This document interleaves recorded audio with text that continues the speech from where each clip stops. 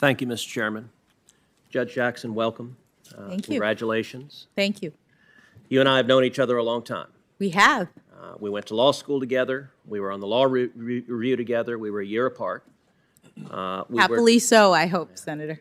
We were not particularly close, but we were always friendly and cordial. We were. And you and I had a very positive and productive meeting in my office where we discussed a number of things, including you were there with former Senator Doug Jones. And we discussed how he and I and a number of other senators had, for 2 different years, participated in reading aloud on the Senate floor Dr. Martin Luther King Jr.'s letter from a Birmingham jail, which is one of the truly great advocacies for civil rights our nation has seen. And you and I talked together about our shared admiration for Dr. King.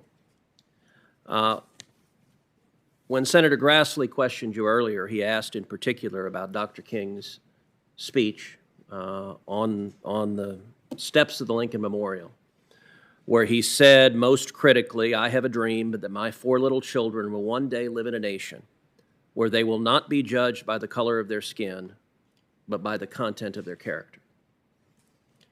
Do you agree with what Dr. King said in that speech there? I do, Senator.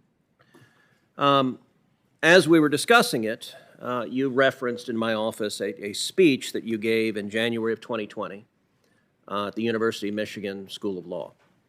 And after our discussion, I pulled a copy of your speech and read the speech in its entirety. And there were elements of the speech that I thought were really powerful. And let me say, your opening remarks yesterday were powerful and inspirational as well. And I think you and your family, the journey you have taken to becoming a federal judge, to becoming a federal Court of Appeals judge, I think demonstrates the incredible promise and the incredible opportunity this nation offers all of us. As I read your speech at the University of Michigan Law School, however, there was a portion that surprised me. And in particular in that speech, you referenced the work of, quote, acclaimed investigative journalist Nicole Hannah-Jones, and her, and again, this is a quote from the speech, provocative thesis that America was born in, provocative thesis that the America that was born in 1776 was not the perfect union that it purported to be.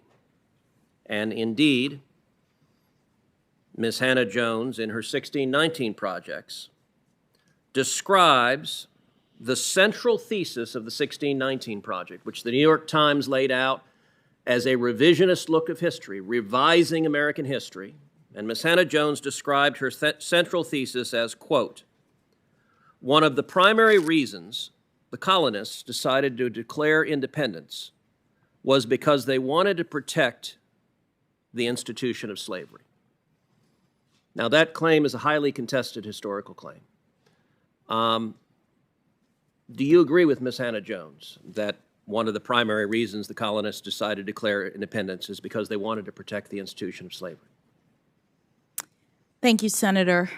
When I gave that speech at the University of Michigan, I was asked to speak on Martin Luther King Day.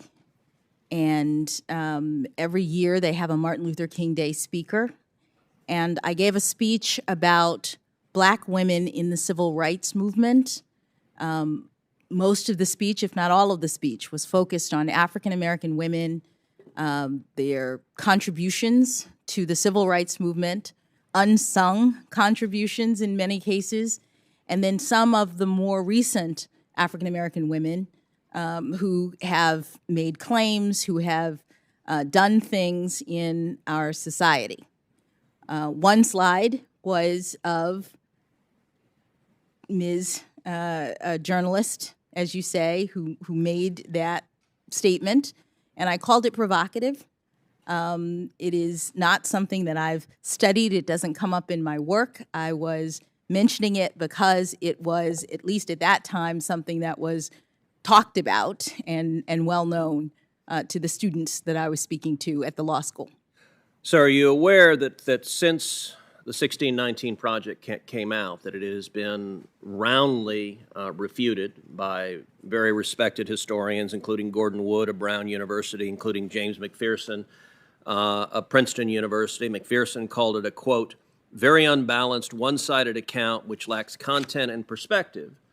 And indeed, it was so thoroughly refuted that the New York Times quietly altered the digital version to remove references to 1619 as the year of America's true founding and the moment America began. Were you aware of that? I was not. So let me ask you, related to the 1619 Project, which I believe is deeply inaccurate and misleading. 1619 Project is closely intertwined with a movement that is called critical race theory. Critical race theory, as you know, originated at your and my alma mater at the Harvard Law School. In your understanding, what does critical race theory mean? What is it? Senator, my understanding is that critical race theory is it is an academic theory that is about the ways in which race interacts with various institutions. It doesn't come up in my work as a judge. It's never something that I've studied or relied on, and it wouldn't be something that I would rely on if I was on the Supreme Court. So critical race theory, as you know, has its origins in the critical legal studies movement, which also came from Harvard Law School, from a number of critical legal studies professors, crits as they were known when we were in law school, who are explicitly Marxists. And they find their origins in Marxism, although critical legal studies frames society as a fundamental battle between socioeconomic classes. Critical race theory frames all of society as a fundamental and intractable battle between the races. It views every conflict as a racial conflict. Do you think that's an accurate way of viewing society in the world we live in? Senator, I don't think so, but I've never studied critical race theory, and I've never used it. It doesn't come up in the work that I do as a judge. So with respect, I find that a curious statement because you gave a speech in April of 2015 at the University of Chicago in which you described the job you do as a judge. And you said sentencing is just plain interesting because it melds together myriad types of law, criminal law, and of course constitutional law, critical race theory. So you described in a speech to a law school what you were doing as critical race theory. And so I guess I would ask, what did you mean by that when you gave that speech? With respect, Senator, the quote that you are mentioning there was about sentencing policy. It was not about sentencing. I was talking about the policy determinations of bodies like the Sentencing Commission when they look at a laundry list of various academic subjects as they consider what the policy should be. Okay, but you were vice chair of the Sentencing Commission, so let me ask again, what did you mean by, because that was an official responsibility of yours, what did you mean by what you were doing was critical race? What I meant was that there are a number of, that slide does not show the entire laundry list of different academic disciplines that I said relate to sentencing policy, but none of that relates to what I do as a judge. So let me ask you a different question. Is critical race theory taught in schools? Is it taught kindergarten through 12th? Senator, I don't know. I don't think so. I believe it's an academic theory that's at the law school level. Okay. As you may recall, during the confirmation hearings of Justice Amy Coney Barrett, there was a great deal of attention paid to the fact that Justice Barrett served as a board member on the Board of Trustees of a religious private school, and the press focused very intensely on the views of that school. In your questionnaire to this committee, you disclosed that you are similarly on a board, specifically the Board of Trustees for the Georgetown Day School, and that you've been a board member since 2019 and you're currently still a board member. Is that correct? That is correct. In regard to the Georgetown Day School, you've publicly said, quote, since becoming a member of the GDS community 7 years ago, Patrick and I have witnessed the transformative power of a rigorous progressive education that is dedicated to fostering critical thinking, interdependence, and social justice. When you refer to social justice and the school's mission on social justice, what did you mean by that? Thank you, Senator, for allowing me to address this issue. Georgetown Day School has a special history that I think is important to understand when you consider my service on that board. The school was founded in 1945 in Washington, D.C. at a time in which, by law, there was racial segregation in this community. Black students were not allowed in the public schools to go to school with white students.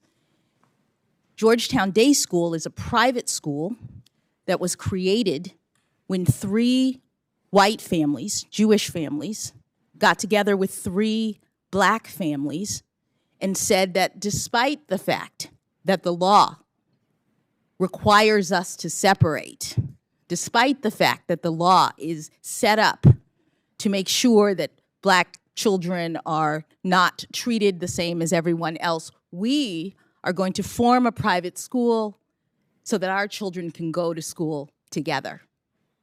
The idea of equality, justice, is at the core of the Georgetown Day School mission, and it's a private school such that every parent who joins the community does so willingly with an understanding that they are joining a community that is designed to make sure that every child is valued, every child is treated as having inherent worth, and none are discriminated against because of race.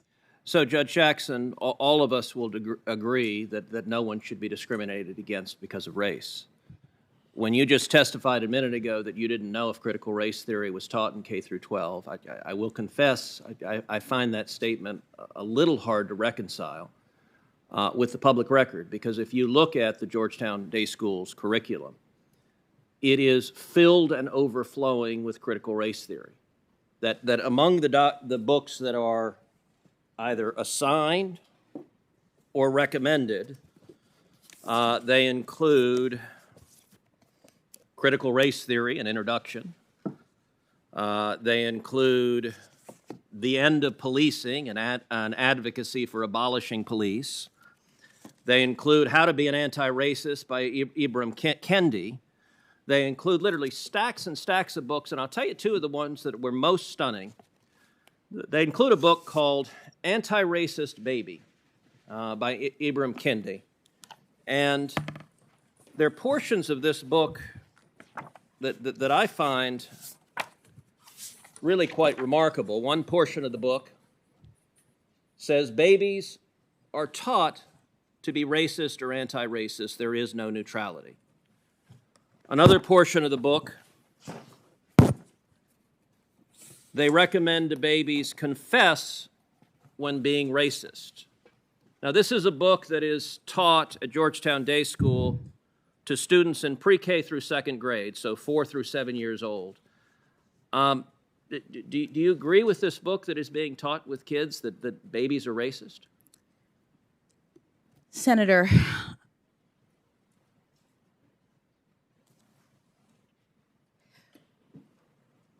I do not believe that any child should be made to feel as though they are racist, or though they are not valued, or though they are less than, that they are victims, that they are oppressors. I don't believe in any of that. But what I will say is that when you asked me whether or not this was taught in schools, critical race theory, my understanding is that critical race theory as an academic theory is taught in law schools, and to the extent that you were asking the question, I understood you to be addressing public schools.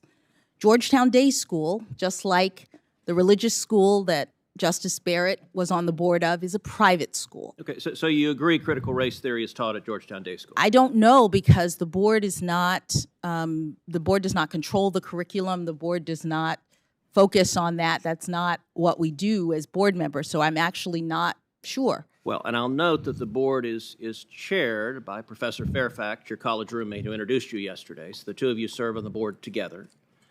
Another book that is on the summer reading for 3rd through 5th grade is a book called Stamped for Kids, again by Ibram Kendi. I read the entirety of the book, and I will say it is an astonishing book. On page 33, it asks the question, can we send white people back to Europe? That's on 33. That's what's being given to 8 and 9 years old. It also, on page 115, says the idea that we should pretend not to see racism is connected to the idea that we should pretend not to see color. It's called color blindness. Skipping ahead, here's what's wrong with this. It's ridiculous. Skin color is something we all absolutely see. Skipping ahead, so to pretend not to see color is pretty convenient if you don't actually want to stamp out racism in the first place. Now, what this book argues for is the exact opposite of what Dr. King spoke about on the floor of the Lincoln Memorial. And are you comfortable with these ideas being taught to children as young as 4 in respect to the first book, as young as 8 and 9 in respect to the second book?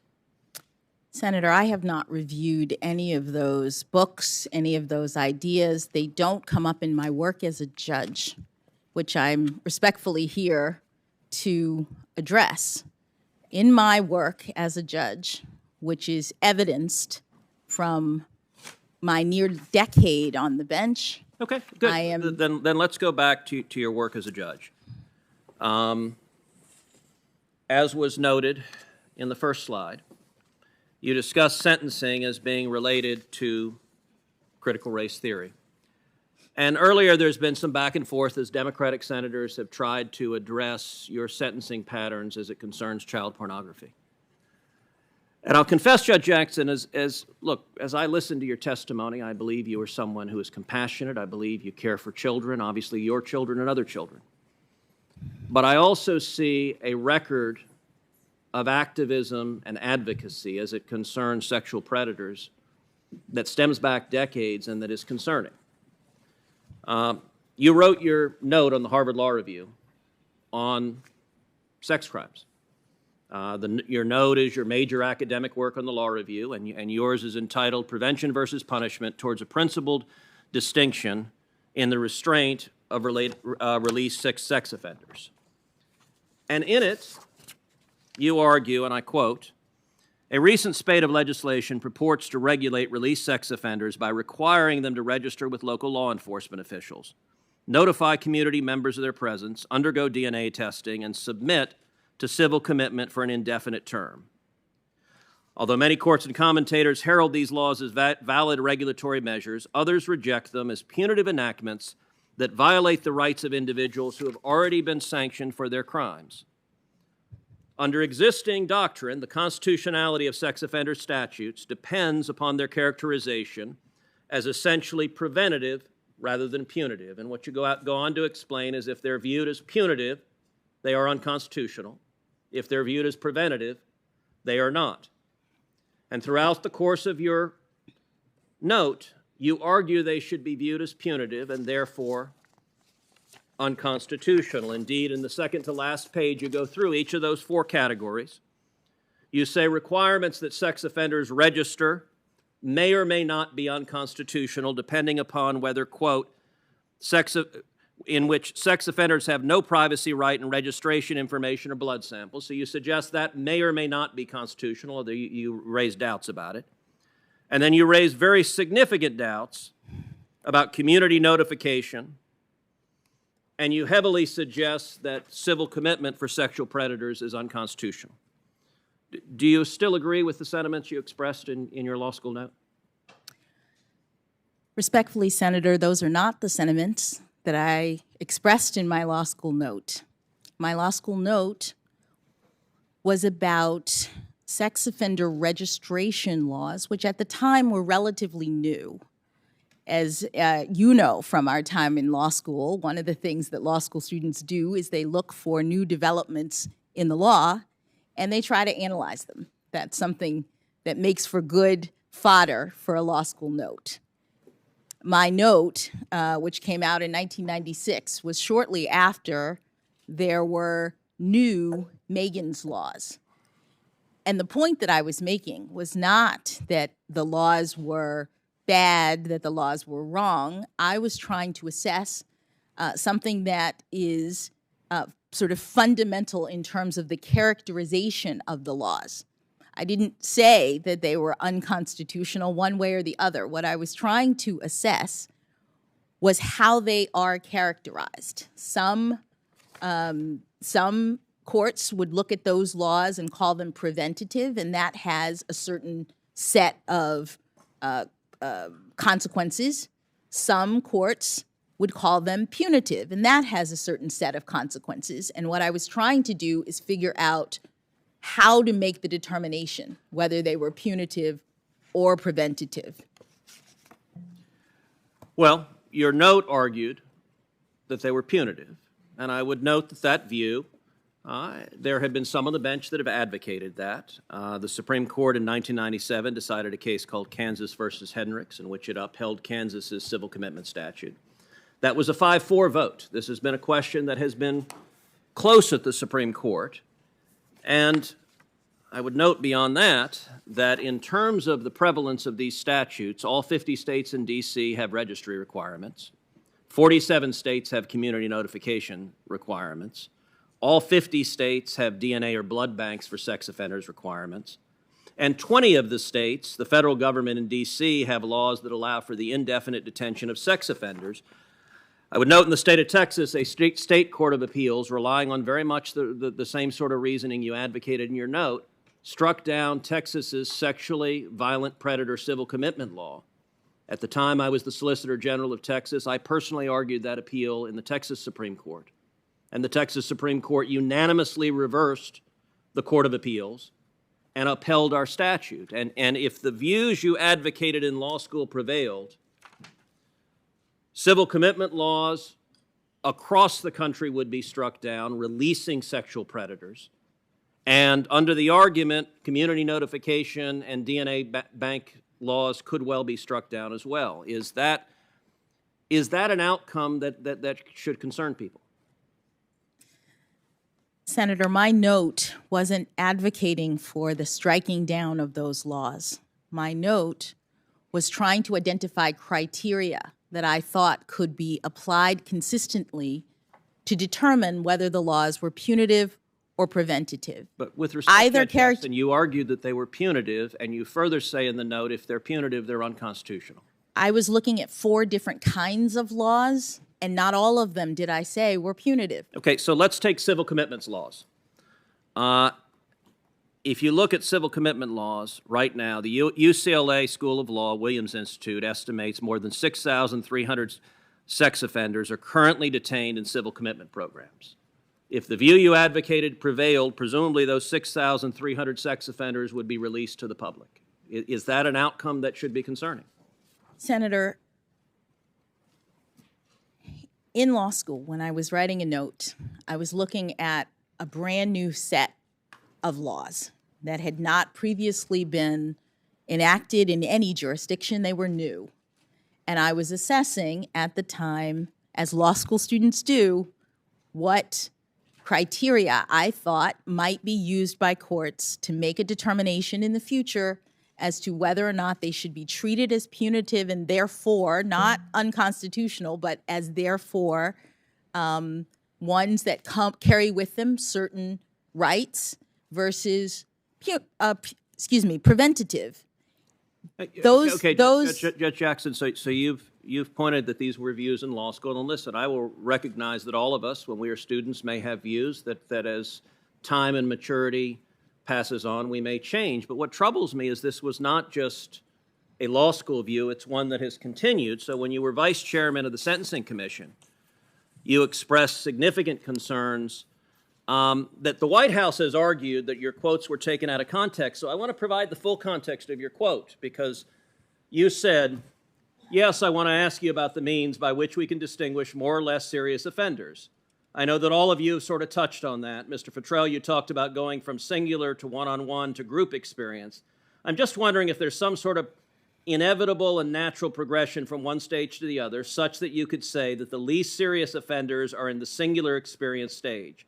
And I guess my thought is, in looking at some of the testimony that other people will have later in the day, I was surprised at some of the testimony with respect to the motivation of offenders, and we're talking about child pornography offenders, and that there are people who get involved with this kind of activity who may not be pedophiles and who may not be necessarily interested really in the child pornography, but have other motivations with respect to the use of technology and being in the group. And here are lots of reasons perhaps why people might engage in this. And so I'm wondering whether you could say that there could be a less serious child pornography offender who is engaging in the type of conduct in the group experience level because their motivation is the challenge or to use the technology. They're very sophisticated technologically, but they aren't necessarily that interested in the child pornography piece of it. Now I find that a pretty remarkable argument, that people in possession of child pornography are not actually interested in the child porn, they're not pedophiles, they're just interested in technology. Is that, and I wanted to provide the whole quote because the White House said that portions of this were used out of context, so this is your entire quote.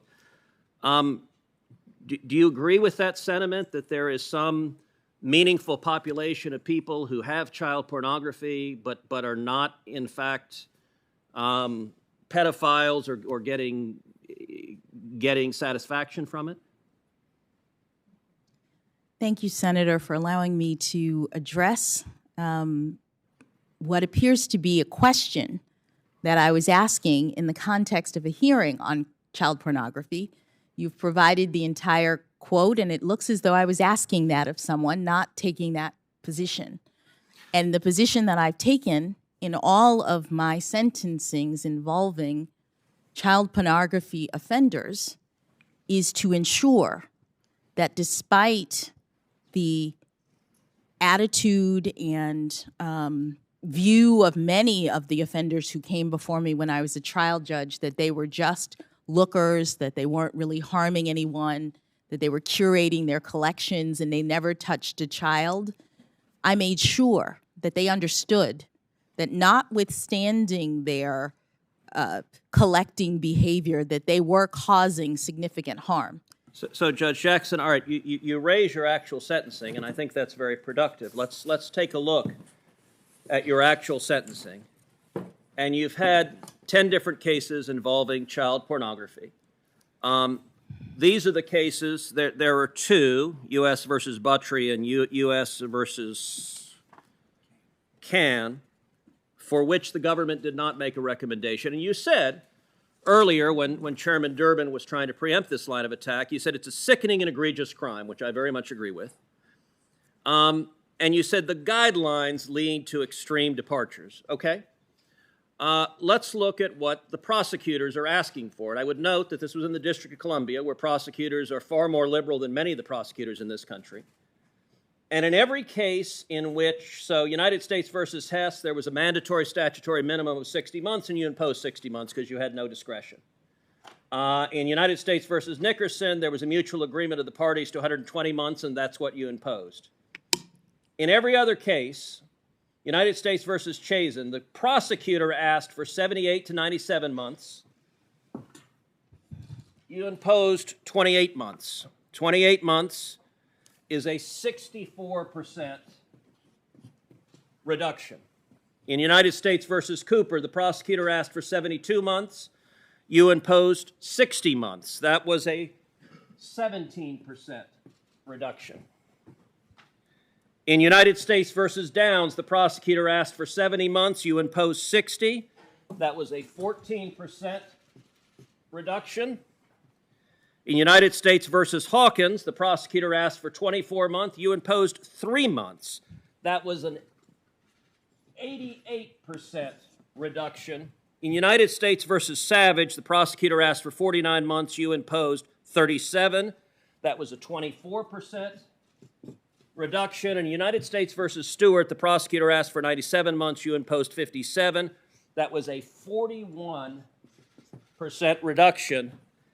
Every single case, 100% of them, when prosecutors came before you with child pornography cases, you sentenced the defenders to substantially below, not just the guidelines, which are way higher, but what the prosecutor asked for on average of these cases, 47.2% less. Now, you said you made sure the voice of the children was heard. Do you believe in a case like United States versus Hawkins, where the prosecutor asked for 24 months and you sentenced the offender to only 3 months? Do you believe the voice of the children is heard when 100% of the time you're sentencing those in possession of child pornography to far below what the prosecutor's asking for?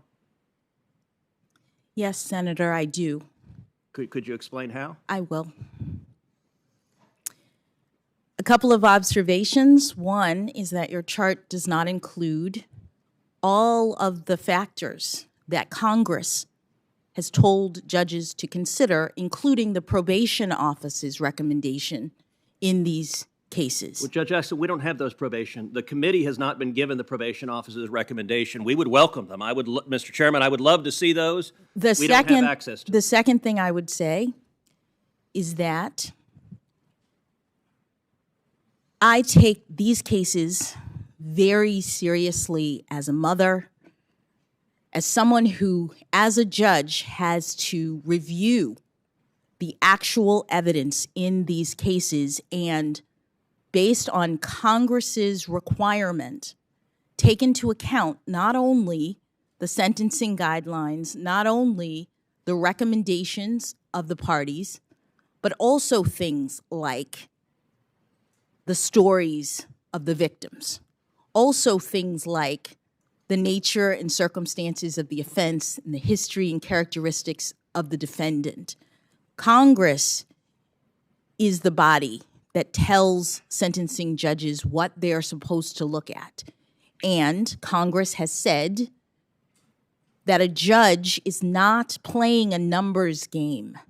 The judge is looking at all of these different factors and making a determination in every case based on a number of different considerations.